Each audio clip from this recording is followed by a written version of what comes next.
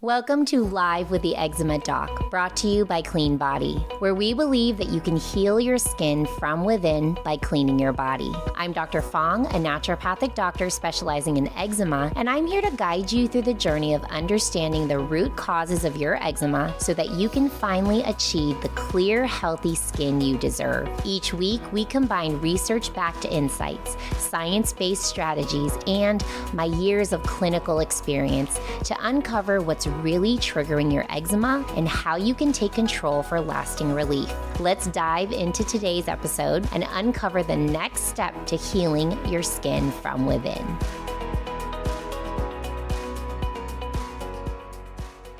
Today, I am talking about two of eczema's biggest troublemakers, Staph aureus and Malassezia. Now, if you have eczema, I'm pretty sure you have heard of Staph aureus. This is a very common skin infection that a lot of eczema people will get when they have eczema. But I don't know if you've heard of Malassezia. This is a yeast that grows on the skin that often we can get an allergy to, and this can cause more inflammation, which leads to eczema. And we are going to talk about this today, okay? So our agenda is to talk about Malassezia. We're going to talk about Staph aureus. We're going to learn about how these overgrowths happen in the system and what can you do some testing to understand if you are having these problems. And then how do we treat or support the body to address these issues? So if you have eczema, definitely this is one you want to pay attention to because these bugs can really wreak havoc on your life and really wreak havoc on your skin. So Staph aureus is a bacteria, and this is a bacteria that really wreaks havoc in up to 90% of eczema patients who have an overgrowth of this bacterium on their skin. Often, this is with people who have a compromised skin barrier, which is most people with eczema. And this compromised skin barrier really provides an ideal environment for this bacterium to thrive. What this bacterium does is it induces inflammation through the production of toxins that actually damage the skin cells. And Staph aureus does form biofilms. These are actually protective layers that shield the bacteria from actually being seen by your immune system and antibiotic treatments, and it really makes this bacteria difficult to eliminate. So Staph aureus is one, again, I'm sure you've heard of if you've gone to the doctor because you've had a severe flare. Often they are checking for staph, and often they are giving you an antibiotic or something to kill the Staph aureus. Now, Malassezia is one, again, that you may not have heard of, and this is a hidden fungal trigger in eczema. And this often does affect people who have a dermatitis that is affecting the head and the neck areas. And this is because this yeast loves to feed on lipids or fats, oils that are on our skin. We often have a lot of these on our scalp and on our neck and head areas. And so this can be something that if you notice that your eczema is really in these areas of your head and your neck, this could be something that you want to look into.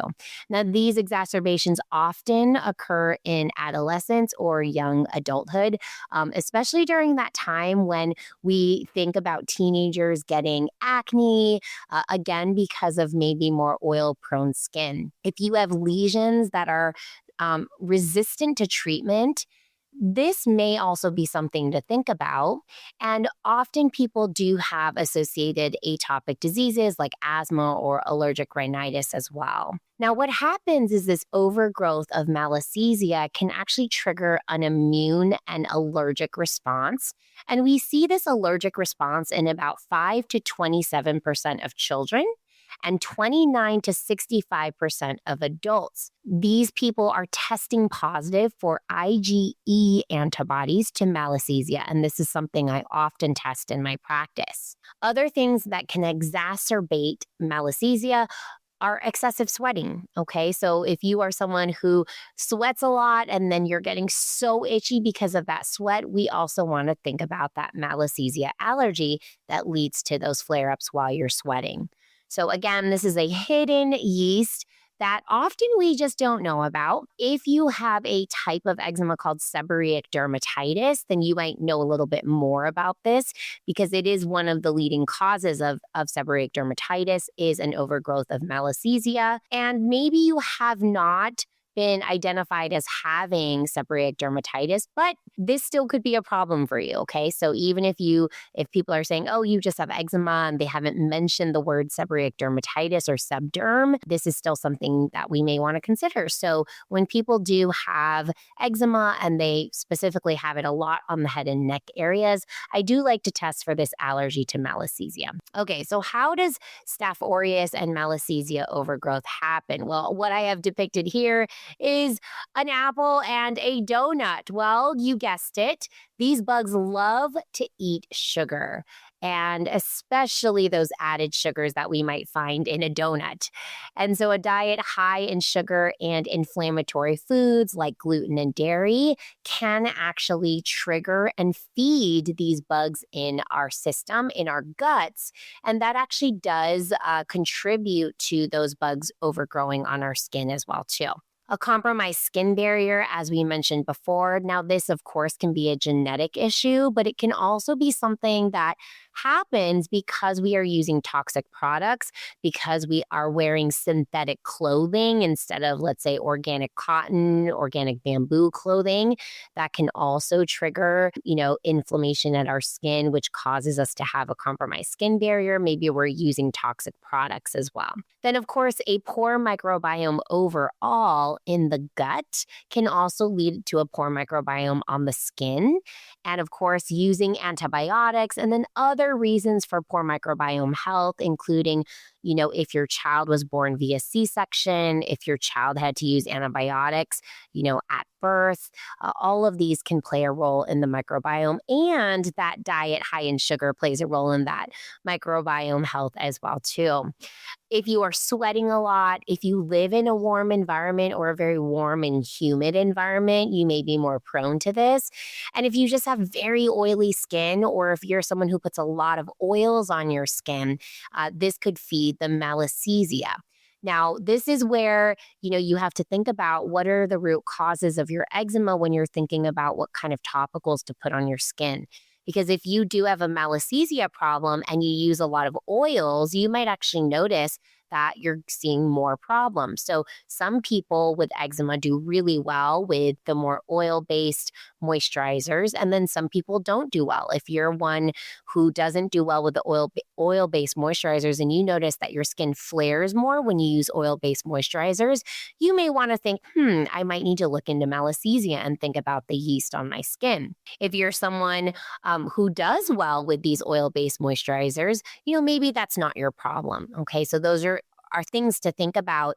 And that is why eczema treatment cannot be a one size fits all. And we have to think about what type of eczema you have, what are the root causes, and everyone is going to have a different answer in this department. Okay. So we can do some testing to test for Staph aureus and Malassezia. With Malassezia, again, we're looking for that allergic response to Malassezia, because Malassezia can be something that's actually, naturally growing on the system. And as long as it doesn't overgrow, we don't necessarily have an immune reaction to it. But when it does overgrow, we'll see this immune reaction. So that would be an easy and great test to do. It's a blood test. It can be done via finger prick or even a venous blood draw. Then we can identify Staph aureus through skin cultures or swabs, and that may be something that your dermatologist has done. And then overall microbiome testing can be really helpful too. We can do skin microbiome testing. We can do gut microbiome testing. And both can be helpful to understand the health of the microbiome. So how do we manage these microbiome imbalances in an eczema case? Well, first and foremost, we have to think about the diet. And one of the biggest things that I want you to think about is sugar. Sugar is going to feed these microbes, and it is going to cause inflammation in your body overall. And this can help to promote these bugs to grow. And we really want to promote more of the good and beneficial bacteria to grow. And that would be, eating more high fiber foods. And that's going to be a little different than your high sugar foods. Okay. So there is a very selective way that your fibers actually feed those beneficial bacteria. And then when you eat sugars, you're just feeding all of the bacteria and yeast that are in your body without being very selective about those beneficial microbes that we really want to feed. So, first and foremost, that is where you have to start.